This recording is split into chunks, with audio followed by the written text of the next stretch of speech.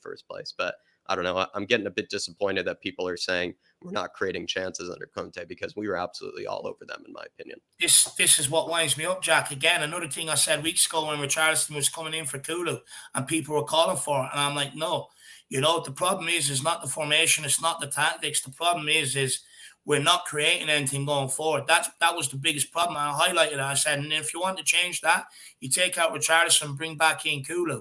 It's been a problem this season. Last season when it clicked, and it didn't really click until around February, we went on a good run. We were obliterating teams, and we asked a different question of teams. So they also started setting up differently against us, started setting up low block. Okay, what have you got now? When we condense the middle where Harry Kane picks up the ball, we're going to sit low block so you don't have that space to punish us in behind.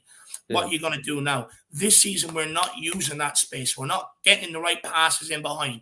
We're not using the ball properly up in the forward areas. Anytime the ball comes into one, okay, he may hold it up and control it and lay it off, but then the next player ends up losing the ball. It is not working. And I'll be honest with you. Look, criticize Conte all you want. And I've been here. I've done it with Jose Mourinho. I told people, keep doing it all you want. The guy is the one that has trophies in the cabinet, not us. Mm-hmm. You employ the guy for his methods, and because of his methods that have got him trophies. The guy's not even here a year yet. Not even here a year. And we're already asking him to change everything up, this, that, and the other.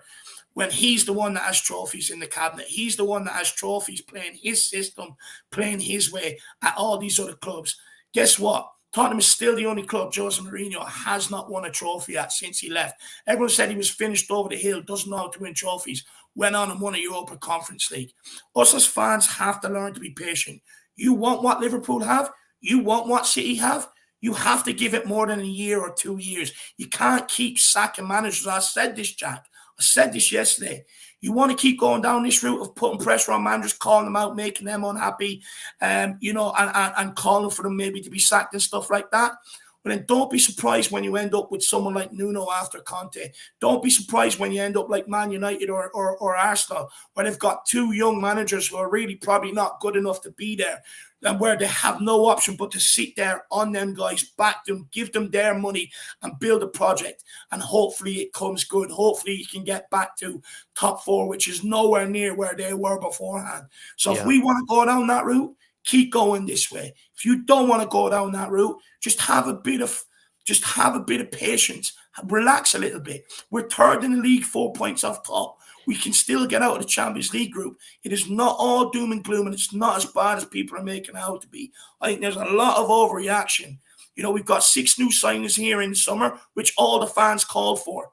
It's going to take time to integrate them. Look, we don't know our best 11 yet. Conte, by the looks of it, doesn't even know our best 11 yet. We've also had some injuries.